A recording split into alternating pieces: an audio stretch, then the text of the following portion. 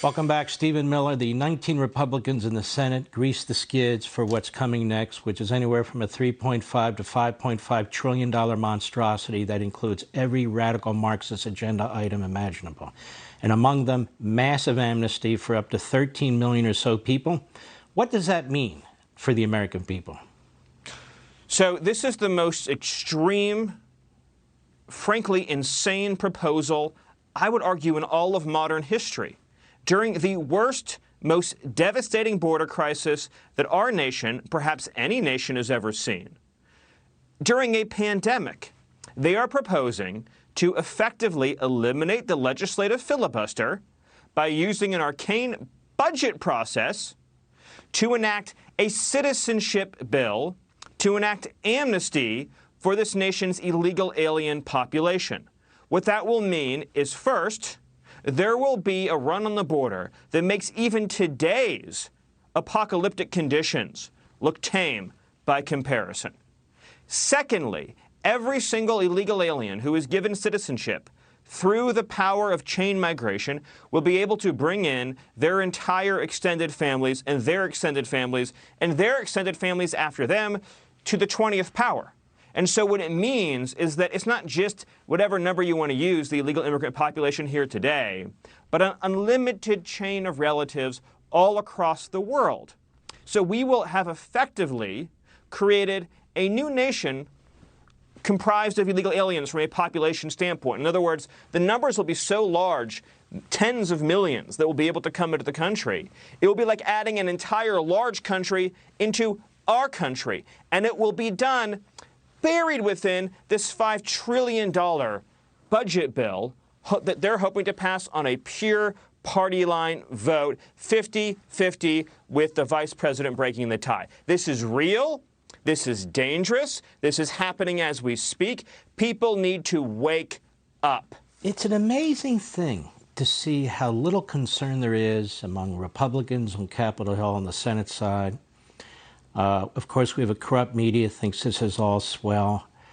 It's just shocking to me how little discussion there is about this right now. And it's because they put these things in these massive bills, they pretend that they're budget bills, and they're going to have an enormous effect on the American people. I just want the American people to understand everything I've written in American Marxism is in this bill. Whether it is no sovereignty. And remember what Gallup said. Gallup said 42 million people south of the border. And that's just south of the border. Forget about the rest of the world. Said if they could, they'd come to the United States. What Biden is saying is come to the United States. What the Democrats are saying is come to the United States. But all the rest of it, this massive degrowth movement that they dress up as climate change and a Green New Deal, the economics of that, how that's going to impoverish so many Americans, and the war on success, the destruction of the voting system, to make it so only one party can ever win, blowing out the Republican state legislatures so they have no say, on and on. Stephen Miller, you study history. This is probably the most diabolical presidency and diabolical Democrat Party probably since slavery, don't you think? Joe Biden is the vehicle, the vessel that American Marxists have been waiting for their entire lives to advance their radical program.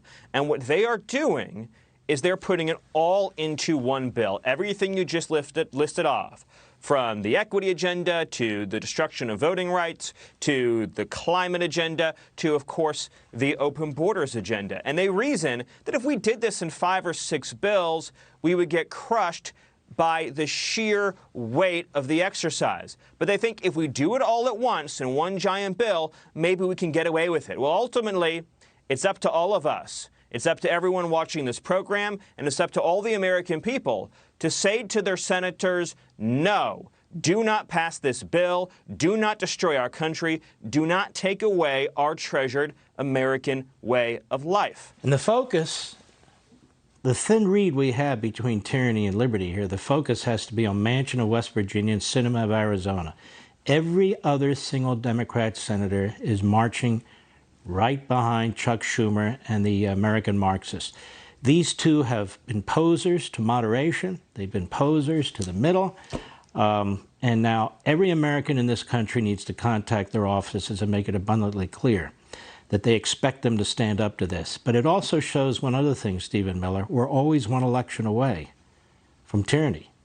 Because if the Democrats ever take 51, 52, 53 seats, they will ram through whatever they have to. They don't play within the boundaries of the Constitution. They play outside the boundaries, do they not? They play as far outside the boundaries as they need to. Part of being a progressive is believing that the rules don't exist. They're whatever you need them to be to serve your agenda at the moment. I'll just close by making this point. Change happens slowly until it happens all at once. We've all been witnessing for generations the transformation of our country, economically, socially, culturally, and otherwise. But now is the all-at-once phase. This is the effort to finish the job for the Marxists by passing one bill to create permanent power for their agenda, their vision, and their party. That's how serious this is. And I had one name to your list, which is Mark Kelly, the Arizona senator who's in cycle, who has not yet said where he stands, and he needs to be told by his voters, do not support this. And should the Democrats succeed in their next step that will take the next several months, we will have less freedom than we've ever had.